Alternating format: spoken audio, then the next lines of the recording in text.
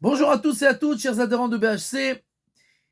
Une question très importante pour Purim. Est-ce que l'on peut se rendre quitte de la lecture de la Megillah si on l'entend par...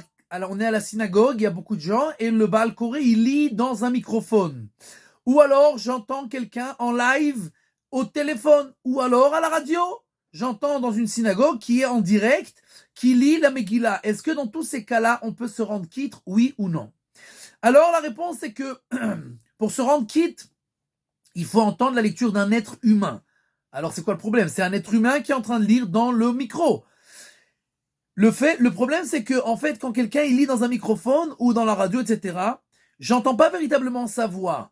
L'ustensile, il enregistre les ondes qui sont envoyées par sa voix, il les transcrit en signaux électriques qui sont passés de l'autre côté de l'ustensile ou de la radio, etc., ou du téléphone, et au bout du fil, en fait, on retranscrit les signaux électriques en son, et en fait, c'est comme si j'entendais quelque chose qui avait été enregistré. De la manière que je ne peux pas me faire rendre quitte par un magnétophone qui a enregistré, c'est que ce ne sont que des pierres et de la ferraille, c'est pas un être humain. De la même manière, même si c'est en live, ce qu'on entend, c'est pas véritablement le son, c'est une retranscription des ondes qui ont été traduites, et donc en fait on ne peut pas se rendre quitte. Le problème dans tous ces cas-là, c'est quelqu'un qui ne peut pas entendre, qui a dans ses oreilles un ustensile, un appareil auditif pour entendre. En fait, c'est quoi un appareil auditif? C'est exactement la même chose qu'un microphone, sauf que dans le microphone, celui qui parle, qui enregistre les ondes et qui sont transcrites et qui sont augmentées.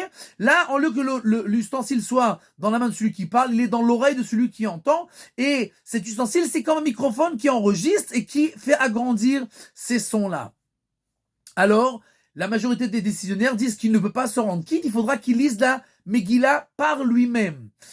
Bien entendu, on parle de quelqu'un qui n'entend pas du tout sans l'appareil auditif. S'il entend, mais pas très fort, et que l'appareil il aide, alors c'est plus simple, puisque en fait il entend véritablement le son de la voix de la personne, sauf que l'appareil il aide, il rend ça plus simple.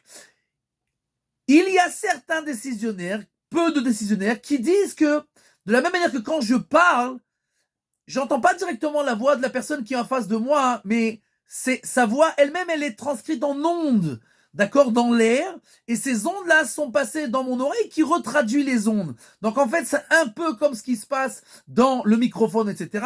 Mais comme on l'a déjà dit, la majorité des décisionnaires, ils n'acceptent pas cette théorie, entre guillemets, et donc on pourra se baser là-dessus dans des cas de force majeure. Par exemple, encore une fois, quelqu'un qui a un appareil, il n'entend rien, même sans son appareil auditif, alors on pourra et il ne sait pas lire la Megillah, on pourra se baser sur ces décisionnaires pour le rendre quitte quand on n'a véritablement pas le choix.